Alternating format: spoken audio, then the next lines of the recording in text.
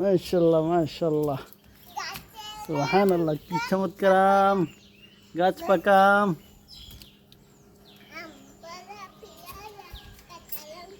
পাক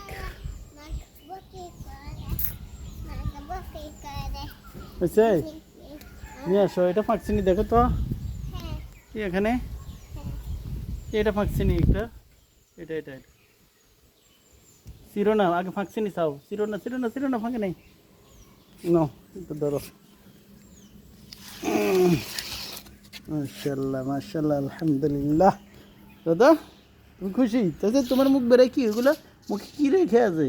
আম খেয়েছ তো তুমি, না মুখ দিতে গিয়েছো, মুখ দাও নাই?